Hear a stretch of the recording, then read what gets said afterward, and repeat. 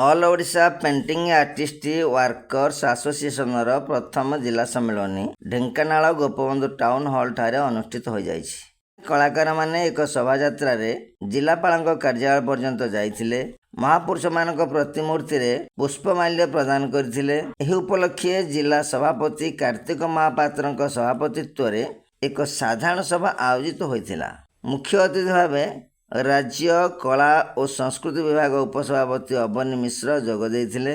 ସମାଜକର୍ମୀ ସରୋଜ କୁମାର ଶତପଥୀ, ବିଶିଷ୍ଟ ନାଟ୍ୟକାର ତଥା ନିର୍ଦ୍ଦେଶକ ଦିନେଶ ଦାସ, ରାଜ୍ୟ ସମ୍ପାଦକ ରଞ୍ଜନ କୁମାର ମିଶ୍ର, ବୌଦ୍ଧ, କେନ୍ଦୁଝର, ଜଗତସିଂହପୁର ଜିଲ୍ଲା ସଭାପତି ଓ ସମ୍ପାଦକମାନେ ସମ୍ମାନିତ ଅତିଥି ଭାବେ ଯୋଗ ଦେଇ ରଙ୍ଗ ତୁଳି କଳାକାରମାନଙ୍କର ବିଭିନ୍ନ ସମସ୍ୟା ସମ୍ପର୍କରେ ଆଲୋଚନା କରିଥିଲେ।